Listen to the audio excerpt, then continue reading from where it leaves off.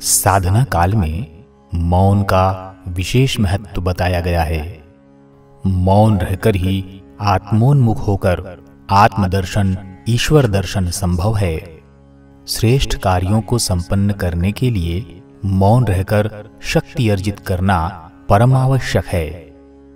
व्यर्थ की बकवाद बहस से अपनी शक्ति नष्ट करने की अपेक्षा उसे संचित कर विशेष प्रयोजन सिद्ध किए जा सकते हैं।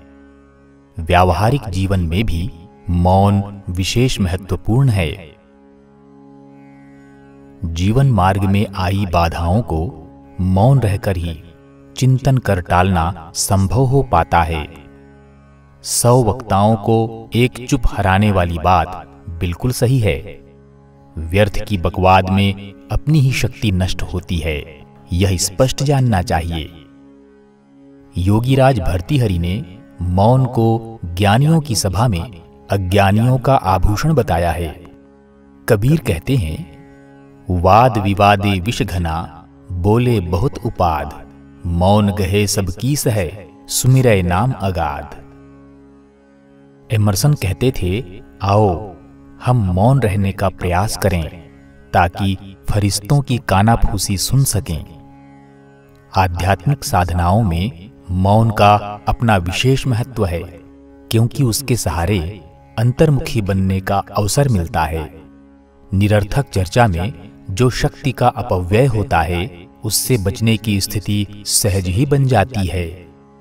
पर साथ ही यह भी समझना चाहिए कि मौन के समय विचारों की सांसारिक प्रयोजनों में भगदड़ रुकनी चाहिए, अन्यथा वह विडंबना मात्र बनकर रह जाएगी। यूं चिंतन का सर्वथा अभाव होना तो सहज नहीं, पर मौन काल में इतना तो सरलता पूर्वक हो सकता है कि इस अवधि में आत्मचिंतन ही मुख्य विषय रखा जाए। आत्मा और शरीर की भिन्नता का अनुभव करने के साथ यह भी सोचना चाहिए कि मानवीय शक्तियों का भंडार अंतः क्षेत्र में ही विद्यमान है।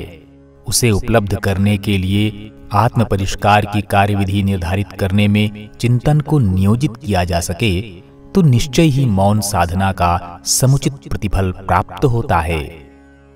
यहाँ इतना और भी ध्यान में रखना चाहिए कि मौन को आरंभ में थोड़े समय से शुरू किया जाए और फिर कुछ कुछ विराम देते रहकर उसे आगे बढ़ाया जाए। एकाएक लंबा मौन साधने से पीछे उसका निर्वाह कठिन हो जाता है।